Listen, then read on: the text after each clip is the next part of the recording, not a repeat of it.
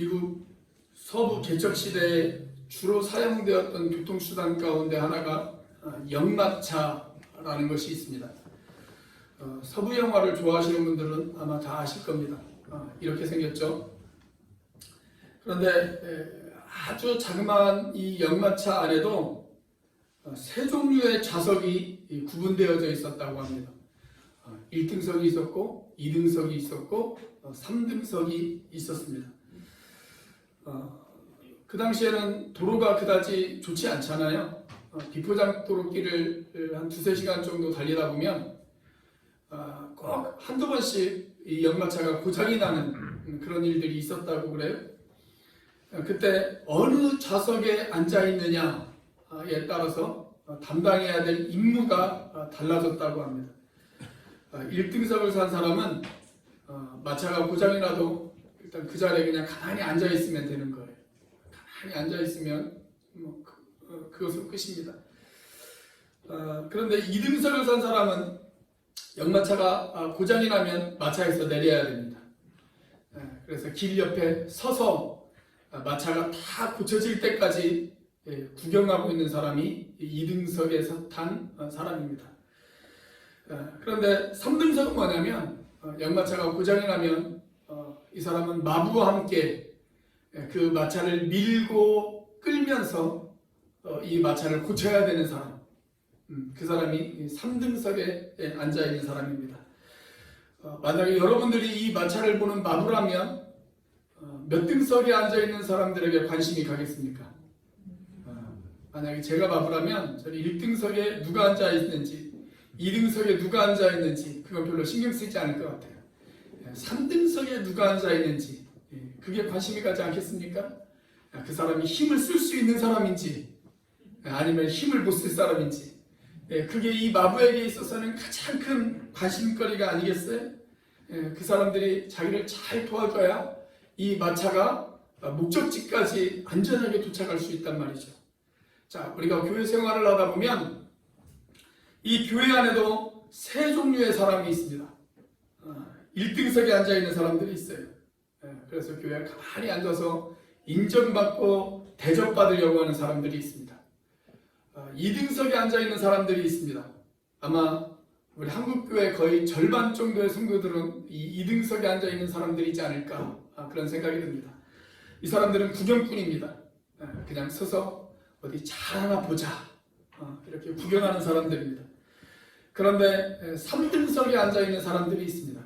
아주 속수의 사람들이기는 하지만 이 사람들은 팔을 걷어붙이고 하나님의 일에 자신의 인생을 허비할 줄 아는 사람, 자신의 인생을 기꺼이 투자할 줄 아는 사람, 자신의 인생을 기꺼이 드릴 줄 아는 사람, 그래서 일꾼인 사람들, 이 사람들이 3등석에 앉아있는 사람입니다. 여러분이 목사라면 여러분은 누구에게 관심이 있을 것 같습니까? 1등석에 앉아있는 사람, 2등석에 앉아있는 사람, 그분들에게 관심이 있을 것 같습니까? 아니면 3등석에 앉아있는 사람에게 관심이 있을 것 같습니까? 우리 좌우 앞뒤에 있는 분들에게 한번 물어보세요. 몇 등석에 앉아있으십니까? 한번 물어보세요. 한번 물어보세요. 다들 말을 안 하시는 거 보면 2등석에 앉아있는 분들이지 않을까, 구경꾼들만 계시지 않나 그런 생각이 듭니다. 자, 25절 말씀에 보면 바울 사도는 자신을 가리켜서 뭐라고 이야기를 하냐면 교회의 일꾼이다 그렇게 이야기합니다. 나는 교회의 일꾼이다 그렇게 고백합니다. 여기서 일꾼이라고 하는 단어는 계급적인 의미로 사용되어지지 않았습니다. 여기 일꾼이라고 하는 단어가 본래 헬라어로 디아코노스라고 하는 단어를 썼어요. 디아코노스. 이 단어에서 나중에 집사라고 하는 말이 나왔습니다. 집사. 그 뜻은 뭐냐면 종이라고 하는 뜻이에요. 종. 그러니까 우리 그 한국 번역이 상당히 잘 됐어요. 일꾼이라고 번역한 것이 상당히 잘된 번역입니다. 자, 그런데 바울이 지금 이 편지를 쓰는 아주 중요한 이유는 뭐냐면 그 당시 골로새 교회가 영적인 위기를 경험하고 있었습니다. 그리고 그 위기를 극복하기 위해서 골로새 교회 안에 반드시 필요한 것이 뭐였냐면 일꾼들이었습니다. 일꾼이 부족하다. 참된 일꾼들이 골로새 교회 안에 세워졌으면 좋겠다. 그런 바람을 가지고 지금 바울이 이 편지를 쓰고 있는 것입니다. 자, 여기 1장 23절 말씀을 우리 다시 한번 같이 읽어보겠습니다. 23절 같이 읽습니다. 시작. 만일 너희가 믿음에 거하고 터 위에 굳게 서서 너희 들은 바 복음의 소망에서 흔들리지 아니하면 그리하리라. 이 복음은 천하 만민에게 전파된 바요 나 바울은 이 복음의 일꾼이 되었노라. 자, 23절에 강조된 단어가 두 개가 있죠. 무슨 단어가 강조되어 있습니까? 굳게 서서, 그 다음에 흔들리지 아니하며. 우리가 아까 찬양도 굳게 서서 그런 찬양을 했는데, 굳게 서서 그 다음에 흔들리지 아니하며, 이 단어를 지금 바울이 강조를 하고 있습니다. 그러니까 바울이 지금 이렇게 이야기하잖아요. 골로새 교회 성도 여러분, 굳게 서셔야 합니다. 흔들리지 마셔야 합니다. 그렇게 이야기하잖아요. 왜 이런 강조가 필요했을까요? 여러분, 믿음 위에 굳게 서십시오. 여러분, 흔들리지 마십시오. 바울이 지금 이런 이야기를 하고 있는 이유는 골로새 교회 안에 굳게 서지 못한 사람들, 그래서 흔들리고 있는 사람들이 있었다라는 이야기입니다. 그래서 바울이 지금 이 편지를 쓰는 거예요. 그들이 믿음에 견고하게 섰으면 좋겠다. 믿음에 굳게 섰으면 좋겠다. 그리고 그들이 흔들리지 않고 하나님 앞에 쓰임받는 그런 일꾼이 되어졌으면 좋겠다. 그런 바람을 가지고 바울이 지금 이 편지를 쓰고 있는 것입니다. 자, 그런데 그들이 하나님 앞에 견고하게 쓰임받는 일꾼이 되어지기 위해서 이 골로새 교회 교인들이 가져야 되는 몇 가지 확신이 있었습니다. 하나님의 일꾼이라면 반드시 가져야 하는 확신. 저는 그 확신이 오늘날도 동일하다고 생각합니다. 오늘날도 하나님 앞에 쓰임받고 싶은 일꾼이라면 그 마음속에 반드시 있어야 되는 확신이 있어요. 무슨 확신일까요? 교회 일꾼들에게 반드시 필요한 확신. 첫째로 복음의 소망에 대한 확신입니다. 복음의 소망에 대한 확신입니다. 우리가 하나님의 일꾼이 되려면 복음의 소망에 대한 분명한 확신이 있어야 됩니다. 자, 다시 23절 말씀을 보시면 만일 너희가 믿음에 거하고 터 위에 굳게 서서 너희 들은 바, 그 다음에 무엇에 흔들리지 아니하면 그렇게 되어 있습니까? 복음의 소망에서 흔들리지 아니하면 그렇게 되어 있습니다. 복음의 소망에서 흔들리지 아니하면, 복음의 소망에 대한 확신을 가지고 있는 사람, 그 확신이 있어서 흔들리지 않는 사람, 그 사람을 이야기하고 있습니다. 자, 그리고 여기 23절 마지막 부분에 보면 바울이 이런 고백을 하죠. 나 바울은 이 복음의 뭐가 되었다? 일꾼이 되었다. 복음의 일꾼이 되었다. 이 복음의 일꾼의 동그라미 표를 한번 해보세요. 이 복음의 일꾼. 자, 그 다음에 25절 말씀을 보시면 바울이 이번에는 자기 자신을 뭐라고 소개를 하냐면 이번에는 내가 교회의 일꾼이 된 것은 이렇게 소개합니다.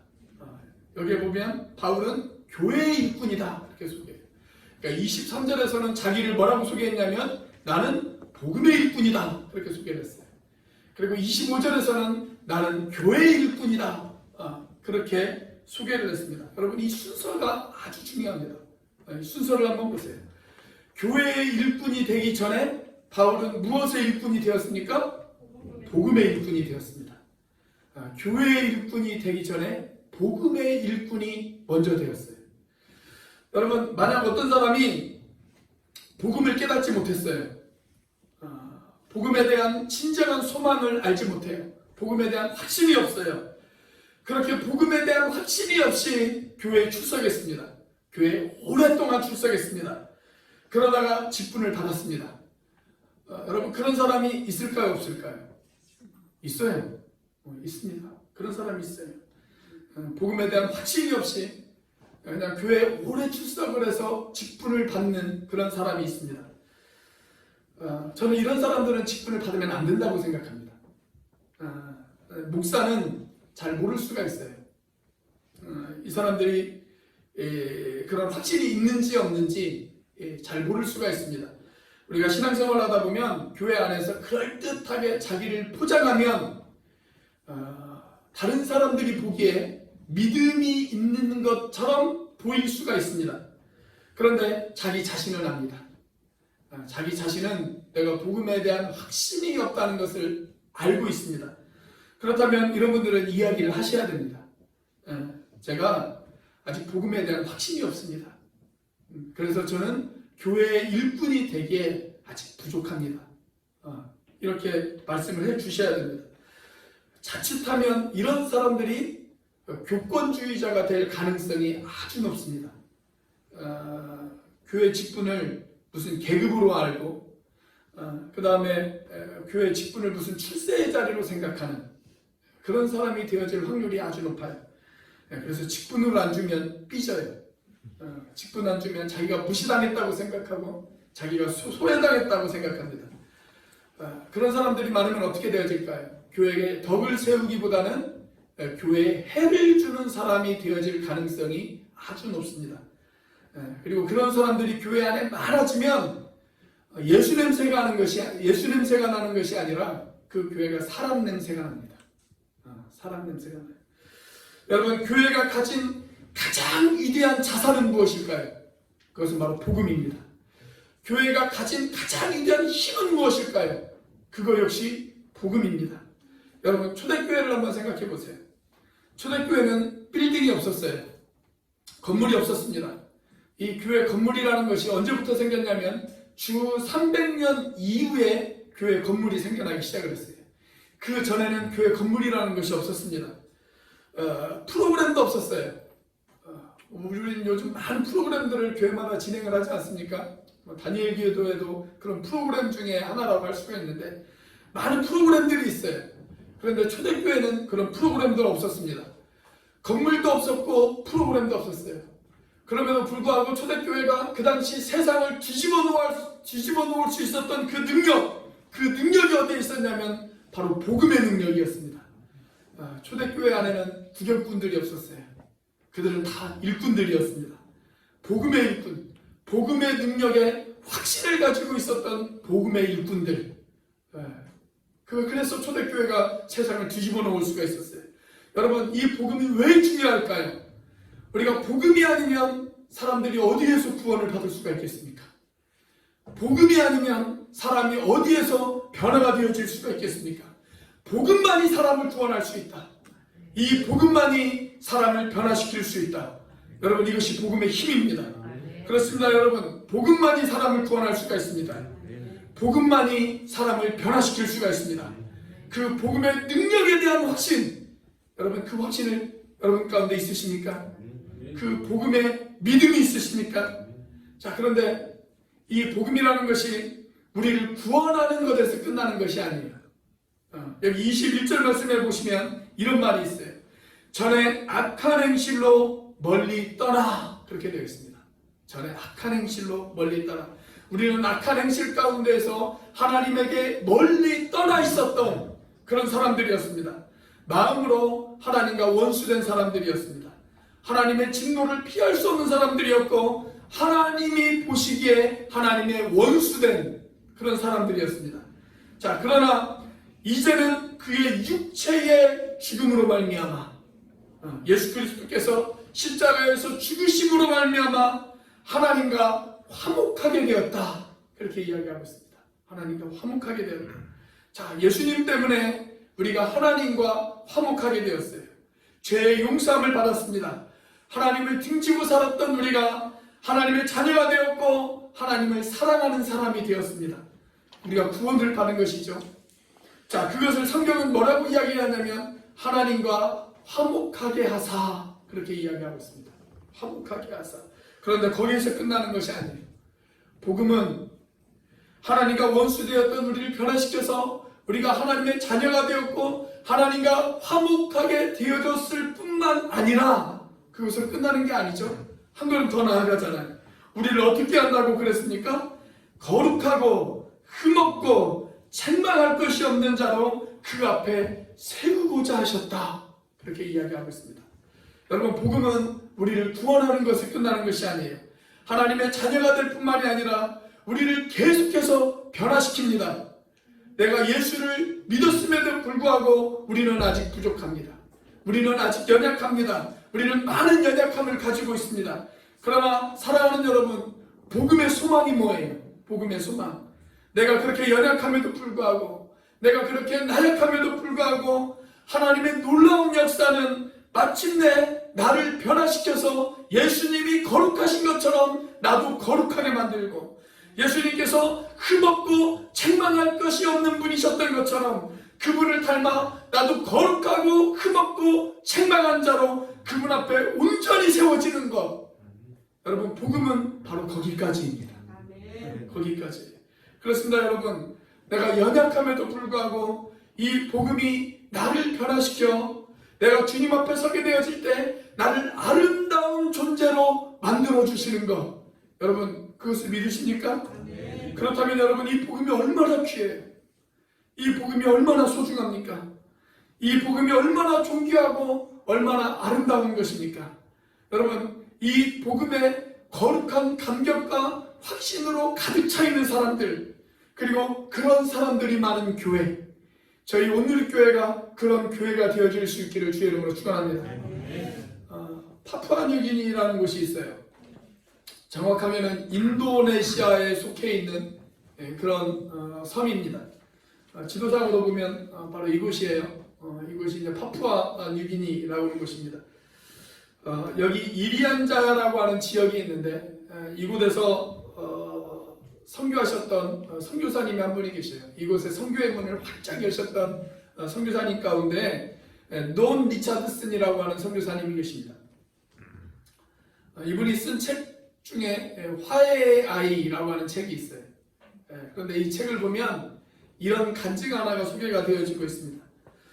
이분이 복음을 전하기 위해서 사람을 잡아먹는 식인종이라고 알려진 그 사이족 속들, 그들에게 가서 복음을 전했습니다. 그런데 이 사이족 속 사람들은 아주 공격적인 사람들이었어요. 그래서 복음을 전하는데도 복음이 쉽게 들어가지를 않아요. 그래서 이 사람들을 어떻게 이 사람들에게 복음을 전할 수 있을까? 그걸 가지고 늘 고민을 하기 시작했습니다. 더구나 이 사회적 속에게는 아주 독특한 그런 문화가 하나 있었는데, 그 문화가 뭐였냐면 이 사람들은 배신자를 숭배해요. 배신자. 그래서 예수님에 대해서 복음을 전하면 예수님에 대해서는 별로 시큰둥해요. 그런데 누구 이야기를 하면 아주 좋아하냐면 가룟 유다 이야기를 하면 가룟 유다를 영웅처럼 생각하는 거예요. 배신자를 숭배하는 그런 문화가 있기 때문에 가룟 유다를 막 영웅처럼 생각하는 그런 문화가 있단 말이죠. 그러니까 얼마나 힘들겠어요, 이 사람들에게 복음을 전하는 것이. 그래서 늘 고민을 하다가 이 사회적 속이 가지고 있는 또 하나의 아주 특이한 문화를 보면서 갑자기 이분이 아이디어 하나를 딱 얻었습니다. 어떤 문화가 있었냐면, 전통 가운데 내려오는 문화가, 어떤 문화가 있었냐면, 두 부족이 싸워요. 싸우다가 한 부족이 져요. 그러면 원래 이 진 부족의 사람들은 다 죽어야 돼요. 다 죽어야 됩니다. 그런데 진 부족의 추장이 자기의 아들을 이긴 부족에게 제물로 바칩니다. 제물로 바쳐요. 그러면 그 추장의 아들이 제물로 바쳐지는 순간 전쟁은 끝이 나요. 그리고 사람들은 환호성과 함께 평화가 시작되어집니다. 자, 이 광경을 지켜보던 이 리차드슨 선교사님이 요한복음 3장 16절이 생각났어요. 요한복음 3장 16절. 그리고 이렇게 복음을 전했다고 합니다. 하나님이 세상을 사랑하사 독생자를 주셨으니, 이렇게 설교하는 것이 아니라 이분이 어떻게 이야기를 하셨냐면, 하나님이 세상을 사랑하사 화해의 아이를 주셨으니, 이렇게 이야기를 했대요. 그 추장의 아이처럼, 그 추장의 아이가 제물로 바쳐주는 순간 그 마을에 평화가 즉각적으로 찾아왔던 것처럼, 하나님이 세상을 이처럼 사랑하사 화해의 아이를 주셨으니 저를 믿는 자마다 멸망하지 않고 영생을 얻게 하려 하심이라. 그때부터 이 사회족 속이 복음을 받아들이기 시작했어요. 그리고 이 부족에 변화가 찾아오기 시작했습니다. 복음이 이 공격적인 사람들을 변화시켰습니다. 여러분, 저는 동일한 복음이 우리도 변화시킬 수 있는 줄로 믿습니다. 저는 아직도 복음이 유일한 소망이라고 믿습니다. 저는 아직도 십자가의 복음, 그 피 묻은 복음만이 우리의 가정을, 우리의 이웃들, 이 제주 땅을 변화시킬 수 있다고 저는 믿습니다. 여러분 주변에 이 복음이 필요하신 분들이 있으십니까? 이번에 극동방송에서 제주 복음화율 1%를 올리기 위해서 전도 특별 생방송을 진행합니다. 전도 특별 생방송. 여러분이 하실 일 아무것도 없습니다. 평소에 내가 복음을 전하고 싶은데 내가 부족해서, 내가 전하지 못해서, 여러 가지 이유들로 내가 전하지 못했던 그 사람들의 이름을 샵 1047로 전도라는 두 글자와 함께 그분들의 연락처만 보내시면 돼요. 그분들의 연락처만 보내시면 잘 훈련받은 사람들이 여러분들을 대신해서 복음을 전해주실 것입니다. 여러분 얼마나 좋아요. 얼마나 좋습니까? 여러분 이 복음의 능력을 아는 사람, 이 복음의 소망에 대한 확신을 가진 사람, 여러분 주께서 이런 일꾼들을 우리 온누리교회 안에 세워주시기를 주의 이름으로 축원합니다. 자, 여러분 우리가 교회 일꾼이 되려면 어떤 확신이 있어야 될까요? 두 번째로 사역의 목표에 대한 확신이 있어야 됩니다. 사역의 목표에 대한 확신이 있어야 됩니다. 우리가 교회 생활을 하다 보면 자연스럽게 이제 교회 일을 거들게 되어집니다. 이런 일도 하게 되고 저런 일도 하게 되고 교회 각 부서에서도 일을 하게 되어지고 목장 안에 들어가서도 일을 하게 되어지고 이런저런 우리가 일을 거들게 되어집니다. 그때 중요한 것이 뭐냐면 목표를 이해하셔야 돼요. 목표, 일의 목표가 뭐냐? 그 목표를 우리가 이해할 수가 있어야 됩니다. 저는 오늘날의 교회가 세상 가운데서 힘이 없는 이유, 첫째는 우리가 복음에서 멀어졌기 때문입니다. 둘째는 목표를 잃어버렸기 때문입니다. 목표를 잃어버렸기 때문에 우리 시대 그 크리스천 언론인 가운데 말콤 머그리치라고 하는 사람이 있어요. 아주 영향력 있는 분이신데 이분이 크리스천들을 풍자하는 이야기를 하나 하셨는데 이런 이야기를 하셨습니다. 사람들은 교회에 간다. 왜 가는가? 아마도 교회에 가기 위해서 가는 모양이다. 사람들은 예배를 드린다. 왜 예배를 드리는가? 아마 예배를 드리기 위해서 드리는 모양이다. 사람들은 기도한다. 왜 기도하는가? 아마 기도를 하기 위해서 기도하는 모양이다. 사람들은 성경을 공부한다. 왜 공부하는가? 아마도 성경을 공부하기 위해서 공부하는 모양이다. 사람들은 봉사한다. 왜 봉사하는가? 아마도 봉사하기 위해서 봉사를 하는 모양이다. 무슨 말입니까? 목표를 상실하고 그냥 종교 행위만 배우는 그런 그리스도인들을 비꼬아서 하는 이야기입니다. 여러분 우리가 교회에 나와요. 예배를 드립니다. 왜 예배를 드립니까? 우리가 무엇 때문에 예배를 드립니까? 예배 드렸다. 예배를 드리니까 내가 숙제 하나 해결한 것처럼 내 마음이 시원하다. 예배 안 드리면 괜히 죄 짓는 것 같고 찜찜한데 예배 드리고 나니까 그래도 마음 한편이 좀 개운하다. 예배 드리고 장사하니까 장사도 더 잘 되는 것 같다. 예배 안 드리고 낚시하니까 고기도 더 잘 잡히더라. 저는 심지어 이렇게 이야기하시는 분도 보았습니다. 목사님, 예배 드리고 골프 치니까 공이 더 잘 맞아요. 예배가 무슨 부적입니까? 우리 교회 안에 그런 분들 안 계시죠? 우리가 그렇게 목표를 잃어버릴 때가 많아요. 목표를 잃어버릴 때. 교회에서 내가 일꾼이 되었어요. 왜 내가 일꾼이 되었습니까? 왜 나를 일꾼으로 세워주셨을까요?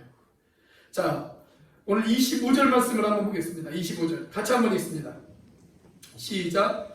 내가 교회에 일꾼 된 것은 하나님이 너희를 위하여 내게 주신 직분을 따라 하나님의 말씀을 이루려 함이라. 내가 교회의 일꾼이 된 것은 내 야망을 이루기 위해서가 아니다. 그것은 하나님의 말씀을 이루기 위해서다. 다른 말로 하면 하나님의 뜻을 이루기 위해서다. 그 말입니다. 자, 그렇다면 그 하나님의 뜻, 그 하나님의 말씀, 그 말씀을 이루려고 했던 그 말씀이 무엇일까요? 자, 26절을 보시면 말씀에는 놀라운 비밀이 있다. 이 비밀은 영광스럽고 풍성한 것인데 그동안 꽁꽁 감추어져 있었던 것이다. 그런데 이제 모든 성도들에게 그 비밀이 드러났다. 그렇게 이야기합니다.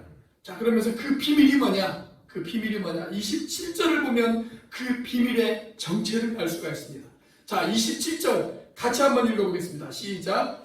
하나님이 그들로 하여금 이 비밀의 영광이 이방인 가운데 얼마나 풍성한지를 알게 하려 하심이라. 이 비밀은 너희 안에 계신 그리스도시니 곧 영광의 소망이니라. 자, 이 비밀이 뭐예요? 그리스도십니다. 그리스도시. 하나님의 말씀, 하나님의 놀라운 비밀. 그 비밀은 뭐냐면 그리스도예요. 여러분, 말씀은 비밀을 가지고 있어요. 그런데 그 비밀이 뭐냐면 예수 그리스도, 그분이 비밀입니다. 여러분, 우리가 하나님의 일을 하는 목표가 뭐예요? 우리가 교회 일꾼이 되어진 목표가 뭡니까? 딱 한마디로 이야기한다면 그 목표가 뭐냐면 그리스도를 나타내는 거예요. 그리스도를 나타내는 것. 그리스도를 나타내기 위해서 우리는 교회 일꾼이 되어졌습니다. 자, 그 다음 절에 어떻게 기록되어 있습니까? 자, 28절. 여기 28절을 보시면 우리 그리스도인들이 교회 일꾼이 되어져서 해야 되는 모든 사역의 내용들이 여기에 다 기록되어 있어요. 자, 28절 우리 같이 한번 읽어보겠습니다. 28절 시작. 우리가 그를 전파하여 각 사람을 권하고 모든 지혜로 각 사람을 가르치면 각 사람을 그리스도 안에서 완전한 자로 세우려 함이니. 자, 여기에 중요한 동사 세 가지가 나옵니다. 세 가지. 자, 어떤 동사들이 나와요? 전파한다, 권한다, 가르친다. 그런데 뭘 전파하는 거예요? 우리가 뭘 전파합니까? 누구를 전파하죠?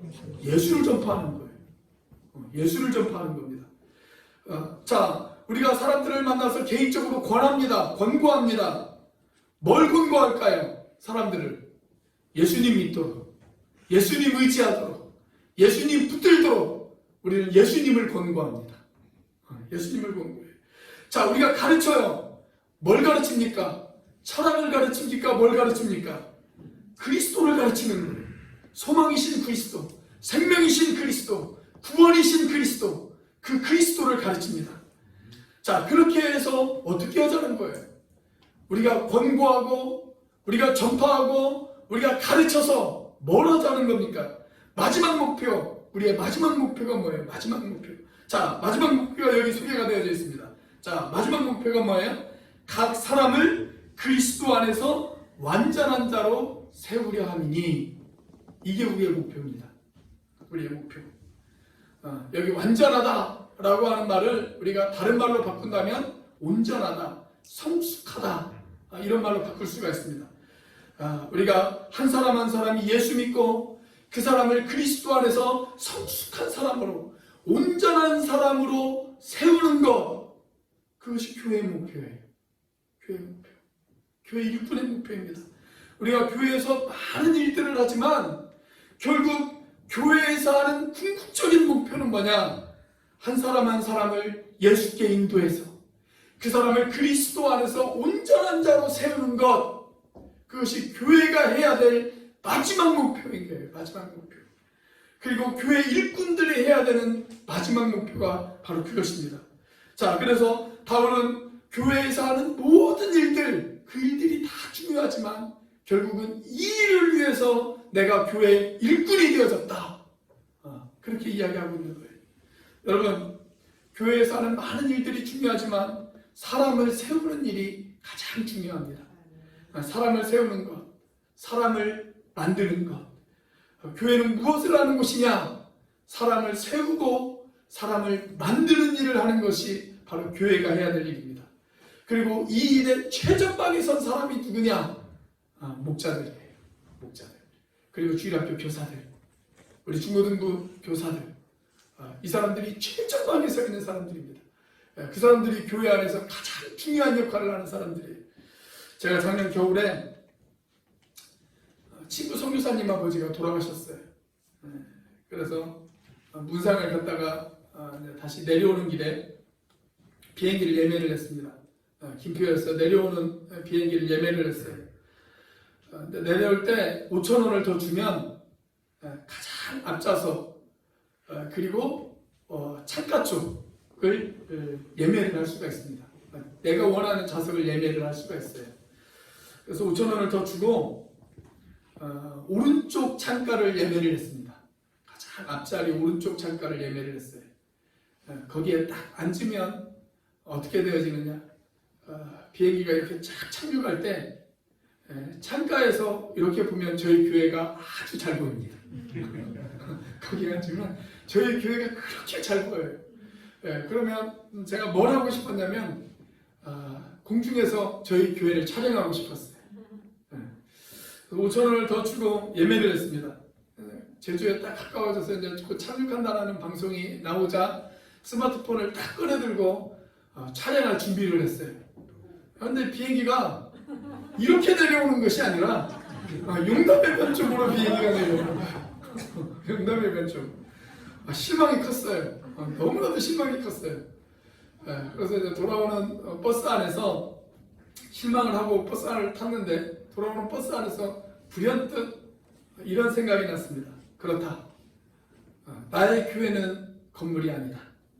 연동에서, 노영동에서, 도남동에서, 한림에서, 애월에서, 그리고 멀리 서귀포에서 지금 이 시간에도 열심히 살아가고 있는 지체들, 그 지체들이 나의 교회다.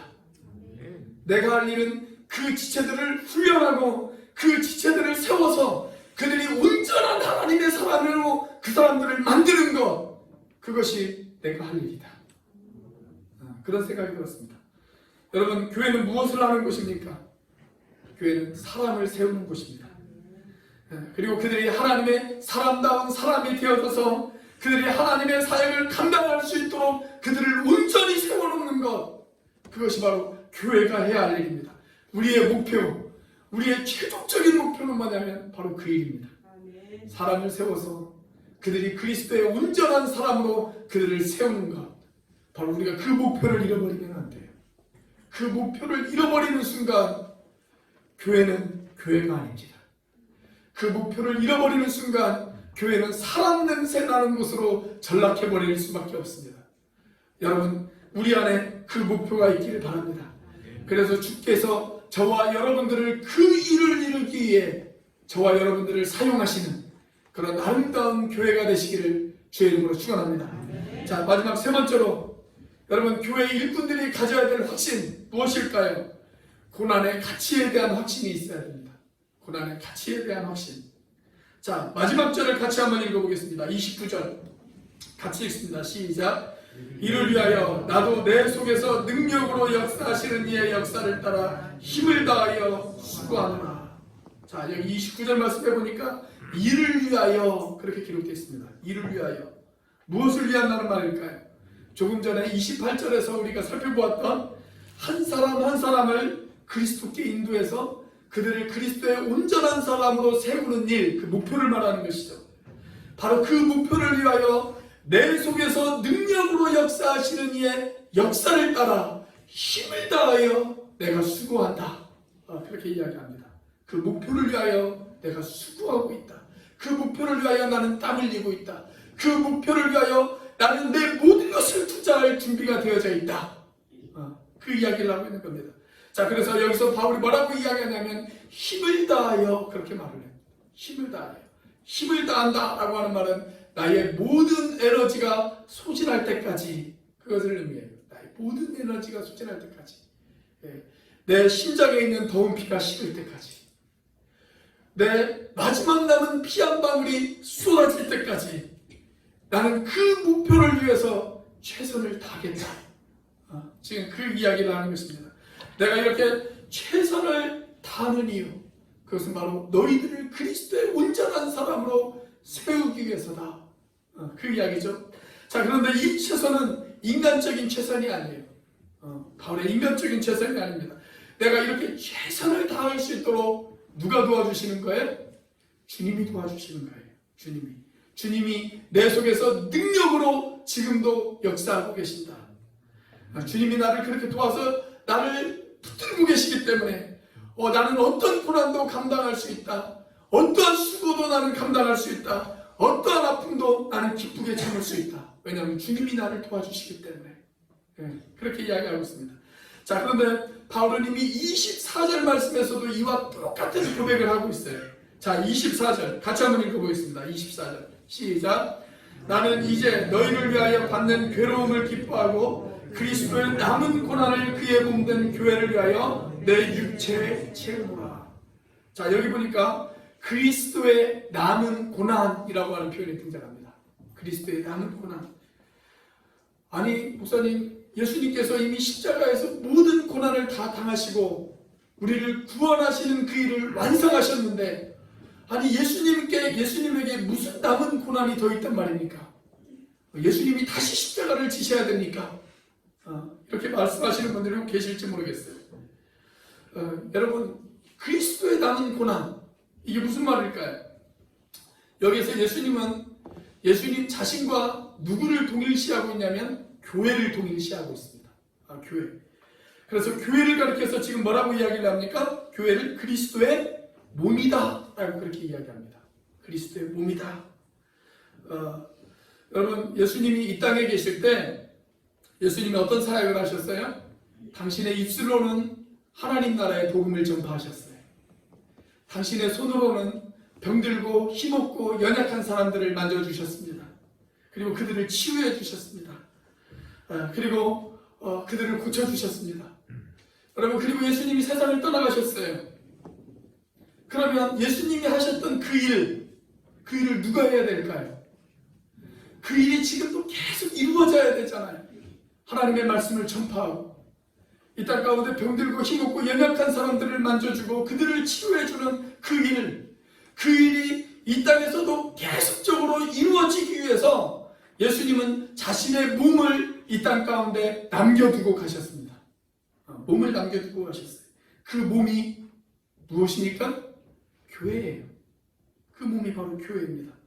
그 일을 하라고 예수님께서는 자신의 몸을 이 땅 가운데 남겨두고 가신 거예요.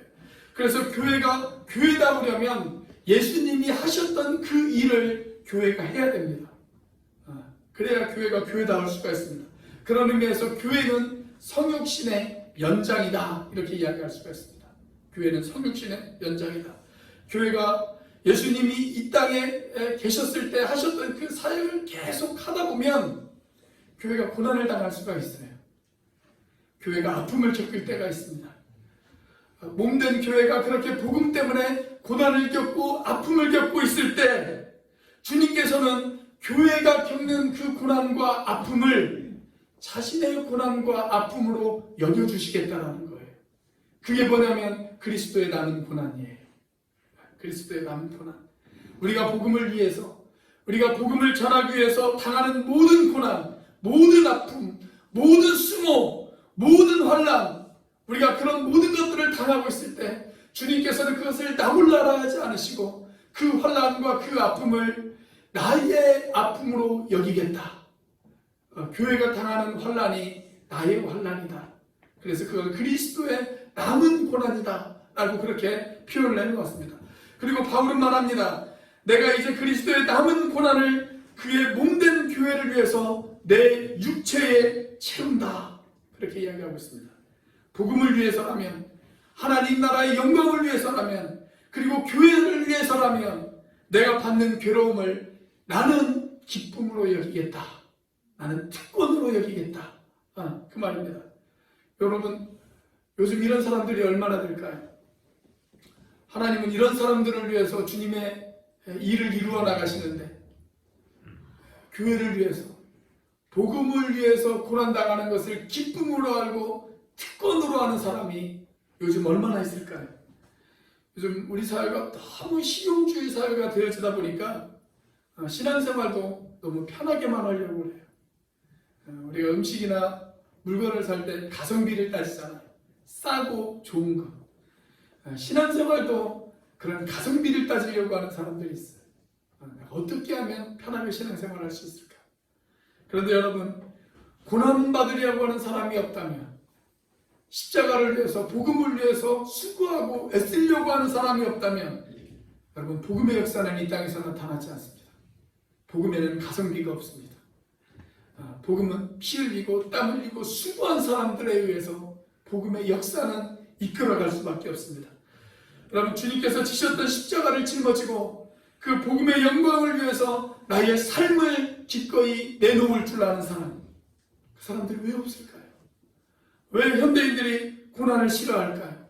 왜 복음을 위해서 고난받기를 싫어할까요? 고난을 조금만 받아서 그래요. 고난을 조금만 받으면 시험이 찾아와요. 그런데 고난을 많이 받으면 어떻게 되어질까요? 애정이 찾아옵니다. 사랑이 찾아와요. 여러분, 마치 자식을 위해서 고생하는 어머니들을 한번 생각해 보세요.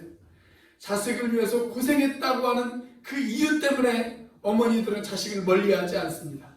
오히려 더 애착을 느낍니다.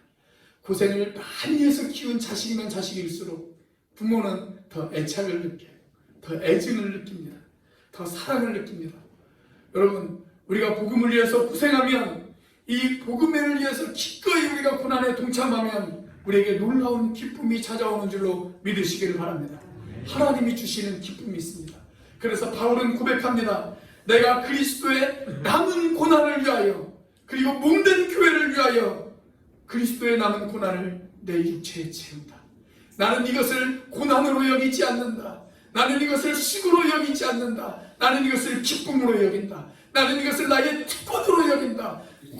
교회를 위해서, 복음을 위해서 고난을 당하는 것, 그것을 나는 나의 특권으로 여기겠다. 지금 바울은 그 이야기를 하고 있는 것입니다. 찬송가 작사자 가운데 프란시스 하버걸이라고 하는 사람이 있습니다. 프란시스 하버걸. 영국에서 태어났어요. 목사의 딸로 태어났습니다. 그래서 어린 시절 아주 유복하게 살았습니다. 고생이라는 것을 모르면서 살았어요. 그러다가 이 여성이 독일로 유학을 갑니다. 자기 혼자 유학을 가요.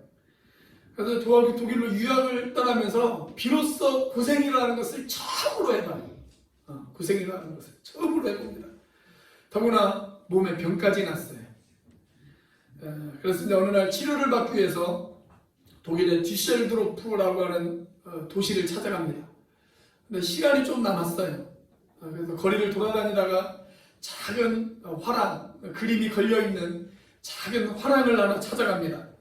그런데 그 화랑에 누구의 그림이 그려져 있었냐면 아주 유명한 화가 렘브란트의 그림이 그려져 있었어요. 이 사람을 보라 라고 하는 제목의 그림을 이 여자가 보게 되어졌습니다. 예수님께서 십자가를 짊어지시기 전에 빌라도의 법정 안에서 고난을 당하는 그런 그림이 그려져 있는 그런 그림입니다. 근데 이 그림 밑에 글귀가 하나 적혀 있는 거예요. 작은 글씨로 글귀가 하나 적혀 있었어요. 이런 글귀가 적혀 있었다고 합니다. 내가 너를 위하여 내 생명을 주었는데 너는 나를 위해서 무엇을 주느냐? 내가 너를 위해서 내 생명을 주었는데 너는 나를 위해서 무엇을 주느냐? 그 글귀를 보고 자신의 삶을 뒤돌아보았어요. 근데 자기가 그동안 예수를 믿는다고 하면서도 주님을 위해서 한 번도 고난받아 본 적이 없다라는 것을 깨닫게 되었습니다. 그리고 그것이 너무나도 부끄러웠어요. 내가 예수님을 믿는다고 하면서도 내가 주님을 위해서 고난당해 본 적이 한 번도 없구나. 그게 너무나도 부끄러웠습니다.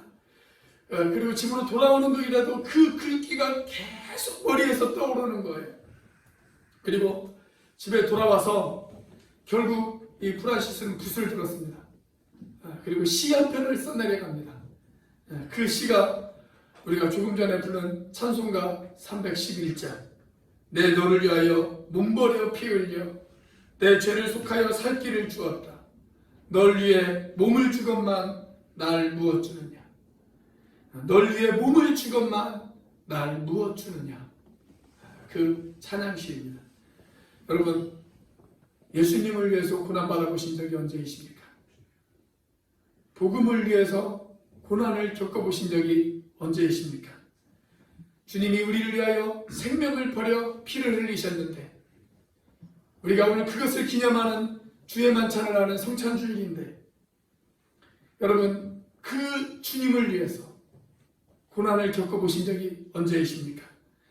내가 새로운 생명을 얻었다면, 내가 주님 때문에 하나님의 자녀가 되어졌다면 여러분 우리가 기꺼이 주님을 위해서 고난도 받을 줄 알아야 되지 않겠습니까? 교회가 이렇게 넘쳐나는데 왜 이 세상이 변하지 않을까요? 지금 하나님을 위해서, 그 복음을 위해서, 주님을 위해서 고난을 각오하는 사람들이 부족하기 때문에 그렇습니다.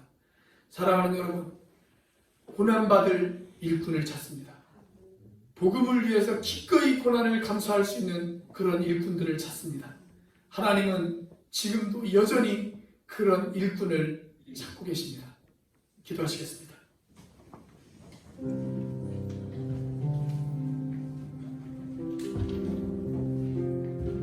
일꾼을 찾습니다. 하나님은 지금도 일꾼을 찾고 계십니다. 복음에 대한 확신과 복음의 영광을 위하여 고난의 십자가를 짊어질 각오가 되어져 있는 그런 교회의 일꾼을 찾고 계십니다. 그런 복음의 일꾼을 찾고 계십니다. 여러분은 복음의 일꾼이십니까? 여러분은 교회의 일꾼이십니까? 하나님, 이 시간 제가 복음 앞에 다시 섭니다. 복음만이 나의 소망입니다. 복음만이 우리 가정의 희망입니다. 복음만이 우리 교회의 소망입니다. 복음만이 이 땅 제주를 변화시킬 수가 있습니다. 하나님, 내가 복음 앞에 다시 결단하며 나아가오니 나를 하나님의 일꾼으로 사용하여 주시옵소서.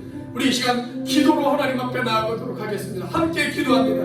할렐루야. 살아계시며 역사하시는 하나님 아버지 감사합니다. 아버지 하나님, 이 시간 우리를 붙잡아 주시옵소서. 아버지 하나님, 하나님께서 일꾼을 찾으시는 아버지 하나님, 이 시대에 아버지 하나님, 내가 기꺼이 아버지 하나님 주님의 일꾼이 되어지기를 원합니다. 하나님 복음의 일꾼이 되어지기를 원합니다. 하나님 교회의 일꾼이 되어지기를 원합니다. 아버지 하나님, 정말 복음을 위해서라면 아버지 하나님 예수 그리스도를 위해서라면 하나님 교회를 위해서라면 하나님의 그리스도의 남은 하나를 내 육체에 채울 수 있는 사람이 되어지기를 원합니다. 오 하나님, 아버지 하나님 주님 도와주시옵소서. 아버지 하나님 나를 복음의 일꾼으로 삼아주시옵소서. 하나님 나를 교회의 일꾼으로 삼아주시옵소서. 하나님 주님의 아버지 하나님 교회를 건대어지기를 원합니다. 하나님 누가 나를 위하여 갖고 누가 나를 위하여 일하고 아버지 하나님 주님께서 이렇게 아버지 하나님 말씀하실 때 하나님 내가 그 일꾼이 되겠습니다. 고백할 줄 아는 우리가 되어지게 하여 주시옵소서. 다시 복음 앞에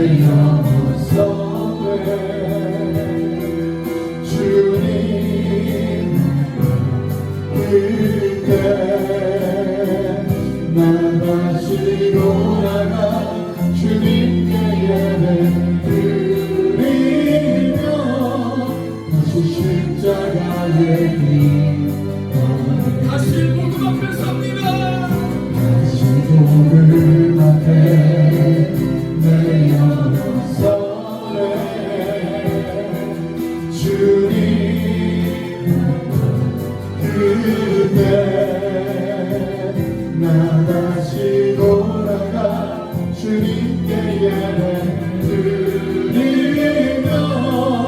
다시 십자가의 길 다시 십자가의 길 걸으리 다시 십자가의 길 다시 십자가의 길 걸으리 다시 십자가의 길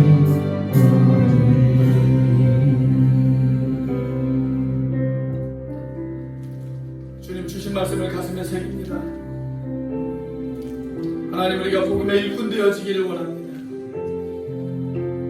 하나님, 우리 안에, 우리 온누리교회 안에 제주 땅과 이 나라와 이 민족 위에 복음의 능력을 아는 일꾼들이 세워질 수 있도록 도와주시옵소서. 이 복음을 위하여 기꺼이 자신의 삶을 내놓을 줄 아는 그런 고난의 가치를 아는 사람들이 일어날 수 있도록 인도하여 주시옵소서.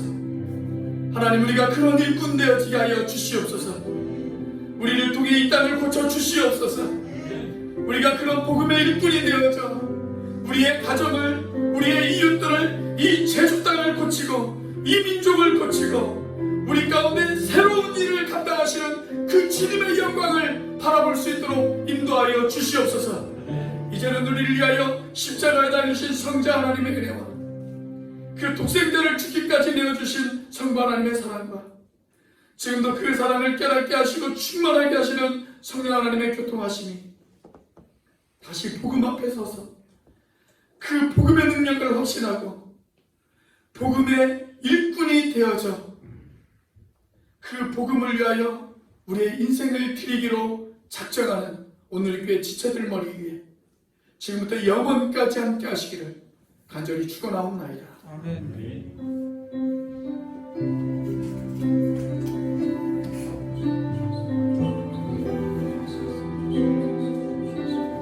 주